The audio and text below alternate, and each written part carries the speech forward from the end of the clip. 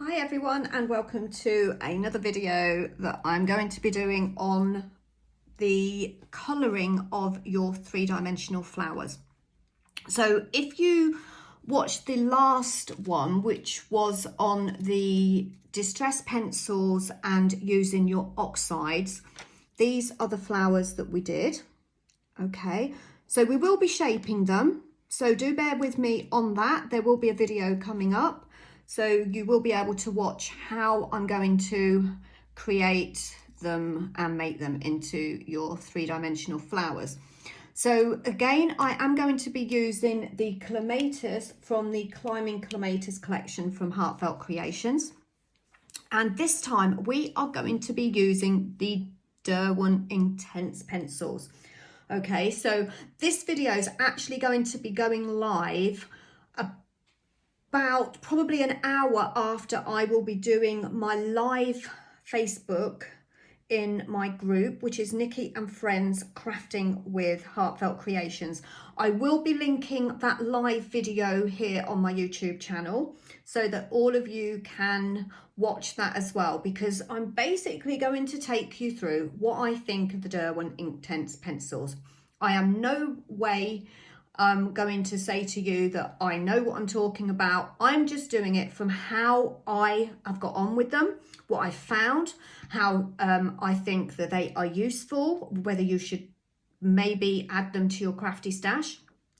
And I'm also going to be doing in that Facebook Live some differences between the Derwent Inktense pencils, which are a water soluble pencil. So these are very, very different to your watercolored pencils. So I'll be showing you some different sort of like techniques, some different ways that they actually work in that Facebook Live, and also the differences between the distress watercolored pencils and those. And I think I'm also going to be using a couple of other different pencils that I've got as well, just so that you can see the difference. It's going to be quite a fun Facebook Live, so do check out, after you've watched this video, that Facebook Live, because there'll be lots of hints, tips and techniques on using those different pencils that we've just talked about, which is the distress pencils and Derwent pencils. I just say it how it is, basically. I'm not trying to sell you anything. I am just showing you from my point of view what I think and whether or not I think it's worth you investing in your Derwent pencils. So the pencils, the actual Derwent pencils, I've actually got the larger 72 tin that you can see here. Okay, so there is 72 colors in it, and the only reason I kind of decided, right, I want to give these a go, I want to see what all the fuss is about, and kind of I think it would work well with what I do. I love to colour, and I love to colour my flowers, and I'm always looking for different ways of getting that colour down on my flowers. And you very often see me, as we say in the other video, using your distress oxides, but I wanted, the Derwent pencils come in, there's 72 colours in there, and the shades are absolutely unbelievable on what you can get in there. So I wanted to try them on my flowers, okay? So I'm going to go in with, let's have a look to see what colour we'll go with. So I'm going to stick with my purples because I'm actually in the process of doing some projects, which is actually in sort of like, I'm actually going to be using the Ornate Peacock collection and also the Peacock Paisley collection from Heartfelt Creations in them projects, and I'm kind of wanting to add some purple in there. So all my flowers at the minute I am going to do in purples. Okay, right, so I'm going to go with this one in the Derwent pencils collection, which is the mauve, and this is 0740 number. So many different ways that you can use these.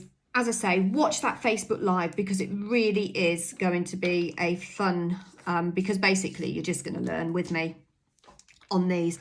So there's so many different ways that you can use these pencils. The way I'm going to show you how I found was the really easy, quick way of adding your colour to your flowers is basically I'm going to go in very similar to the other techniques that I've used for my colouring, and I'm going in and putting quite a bit of pressure with that pencil, which means that I will get a slightly deeper intense colour. Okay, so the difference in these pencils and other watercolour pencils, as I say, these are basically water soluble, and when they dry, they are actually permanent, which is perfect for when you are doing your flowers, because when we actually form the flowers, when we make these flowers into three-dimensional flowers, we actually spritz them with water to help break down the fibers, which means that when we're using our distress oxides, when we're using our other inks, so what other inks do I use? I use my distress inks, I use my memento inks. I basically use any inks that I like the colour of, okay? So I don't particularly say, oh, you can't use this ink. You know, if it works well for you and you like the colour, then go ahead and use it. But when you spritz in your flowers, when you've used your distress oxides or your distress watercoloured pencils, it's going to, when you spritz, if I just show you on here, it is going to, there we go, blend that colour, okay? So you are going to then lose a lot of that colour on that flower, if you can see there. And that's not quite dry yet. Can you see how that's sort of like, sort of watered colour down that colour? But when you're using your Inktense pencils, which is why I'm saying already I like the idea of these, is because they dry permanent, you haven't got that problem. Once you get that colour down, it's going to stay down. Okay, so that's one plus of using your Derwent Inktense pencils. So what I've done is I've laid that colour down here in the centre, gone along with where the artist has actually given those lines for us, and I'm going in and I'm just blending that. I'm going backwards and forwards so I get a really nice sort of constant colour going across my petal. And then each time I'm going in with my water and I'm taking off some of that colour, and I'm starting again with a clean brush. Now you can use your sort of like your water brushes here that I've got here, but I tend to find that they're not precise in how much water you get out of them. Sometimes you get a little bit too much if you squeeze, and then you're still using your tissue to wipe it off. So I find just going in with a paintbrush, I can get a really nice effect. Okay, so basically when you're using these pencils, the more colour that you actually add down, the more pressure you put on there, the deeper that colour.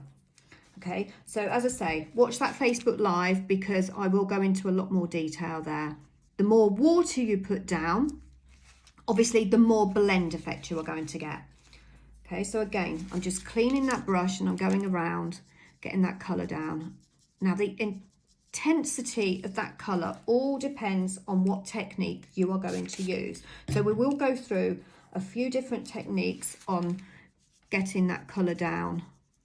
So backwards and forwards on that, because that will then make sure you get a really pretty even colour. So if I just go, what I found was if I just go over this side first, most of that colour is then going to be pushed over to that side. So when it comes to doing this side, can you see where I blended it, there's not as much colour. So then I will need to go in again with some colour. So to do this, I would then have to go in, take that colour off of my pencil and try and get some more of that colour down. Now, with the Inktense pencils, what you have to remember is that when it dries, that's basically it. But the good thing about that is also when it's dry, you can add another layer.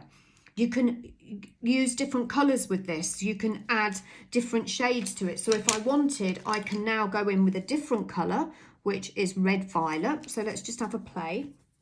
Taking that colour and just cleaning my paintbrush. Okay, and just wiping it off with my tissue.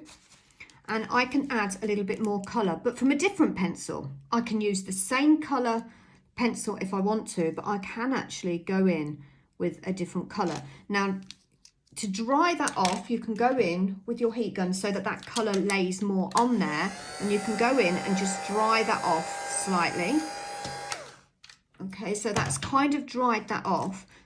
So what you can do is, if you want a really intense colour, you can go back over that and add your colour. So let's just do that with this one.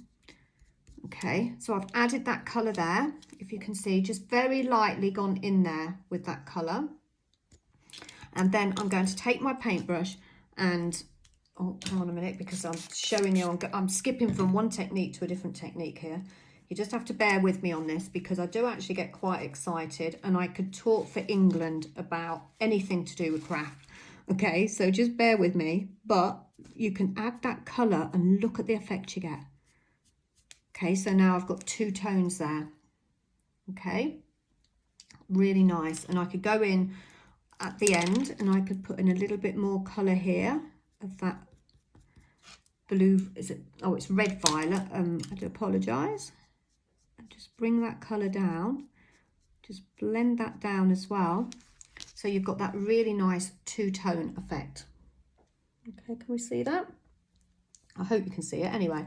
So then the other way you could do it is you could go in with that other colour. Well, that's the mauve. Hang on, let me go back to this one. So this is the red violet, which is 0610.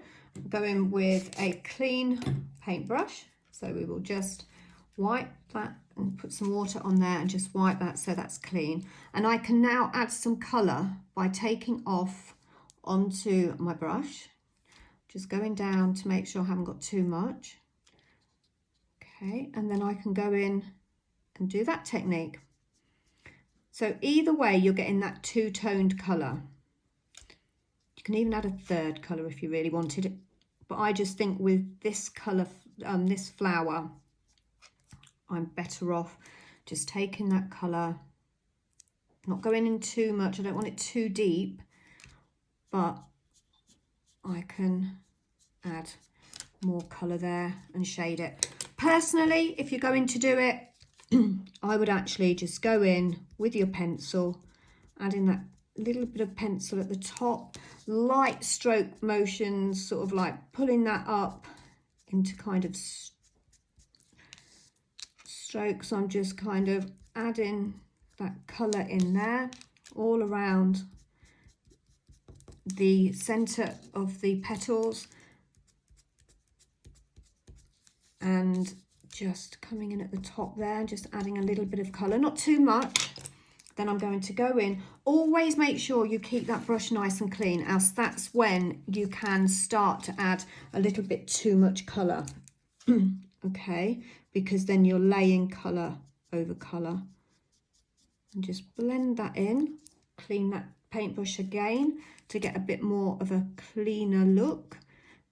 And now again with this one, if you find that you put a little bit too much on, before that dries, you can dab that with your tissue and take some of that colour off if you wish, if you feel that you've just gone in a little bit too much. Okay, can you see how I'm just blending that in? Now the really nice thing about this is, because I'm not actually keeping these flowers flat, I am going to be shaping them and creating three-dimensional clematis. Don't have to be really, really precise. Okay, so this isn't like if I was doing an image to put on a card or a project, I'd want it to be sort of really nice and precise. Basically, all I want to do is get that colour down. Okay, so if I feel that it's gone a little bit too deep, I can just add a bit more water there and just blend that out. So if I pull that way, that will blend that out. Okay, and when that dries, that's going to dry a slightly different colour. You can see where that's dried there. Pros and cons of using your pencils. Okay, you're not going to get quite to the edges, so you will want to take some of that colour off your paintbrush, off your pencil onto your paintbrush, and just go around the edges. Okay, just so that you don't get that white edge. So that's one way of doing it. Or you could go in with a similar colour that you've got in your oxides or your distress inks or any other inks that you've got, which I've got a feeling that that one would be. Let me just have a look what we've got here. I think this one would do actually. So this is Dusty Concord. Okay.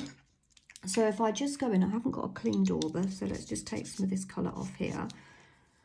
Just get some of that colour, and I can go around the edges with that Dusty Concord using that Distress Oxide and get all of the petals.